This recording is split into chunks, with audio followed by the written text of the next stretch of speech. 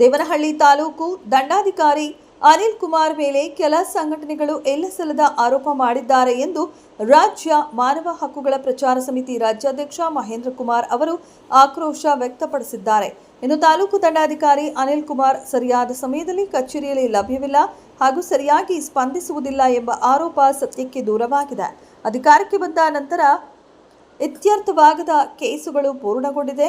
ಯಾರೇ ಆದರೂ ನೇರವಾಗಿ ತಹಶೀಲ್ದಾರ್ ಅವರನ್ನು ಭೇಟಿ ಮಾಡಬಹುದು. ಅಷ್ಟು ಜನಸ್ನೇಹಿ ಅಧಿಕಾರಿಯಾಗಿದ್ದಾರೆ ಎಂದು ತಿಳಿಸಿದ್ದರಲ್ಲದೆ ಯಾವುದೇ ದೂರುಗಳು ಇದ್ದರೂ ಸಂಬಂಧಪಟ್ಟ ಅಧಿಕಾರಿಗಳಿಗೆ ಸಚಿವರಿಗೆ ನೀಡಿ ಎಂದರು.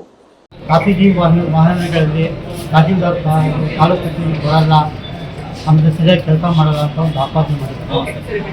ನಾನು ಸುಮಾರು 30-35 ವರ್ಷ ಸಾಮಾಜಿಕ ಕಾರ್ಯಕರ್ತಂತೆ ತಹಶೀಲ್ದಾರ್ ತಾಲೂಕು ಆಫೀಸ್ ಹೊಂದಿದ್ದು, ಬಟ್ ನಾನು ಈಗ ಹಿಂದೆ ಇದ್ದ ತಹಶೀಲ್ದಾರ್ ತಪ್ಪು ಮಾಡಿದ್ರೆ ಇವರು 7 ತಿಂಗಳು ಆಗ್ತಿದ್ರು. ಹಿಂದಿನ ಎಲ್ಲ ಪ್ರಕರಣಗಳ ವಿಷಯದಲ್ಲಿ 3 ತಿಂಗಳದ್ದು ಪ್ರಕರಣಗಳು ಮಾತ್ರ ಇದೆ, ಬಾಕಿ ಇದು ಸಂತೋಷ ವಿಚಾರ. ಇವರು ಹಲವಾರು ಇಂಟರ್ನ್ಯಾಷನಲ್ ಅಂತಾರಾಷ್ಟ್ರೀಯ ವಿಮಾನ ನಿಲ್ದಾಣದಿಂದ ಹಲವಾರು ಮೀಟಿಂಗ್ಗಳು, ಹಲವಾರು ಪ್ರಭಾವಿ ವ್ಯಕ್ತಿಗಳು ತಾಲೂಕಿಗೆ ಬರ್ತಾ ಇರ್ತಕ್ಕಂಥ ಮತ್ತು ಡಿ ಸಿ ಆಫೀಸ್ ಮೀಟಿಂಗ್ಗಳನ್ನ ಪಡೆದ ಕರೀತಾ ಇರ್ತಾರೆ. ಜವಳಿ ತಾಲೂಕು ಆಫೀಸಲ್ಲಿ ಕರೀತಾ ಇರ್ತಾರೆ.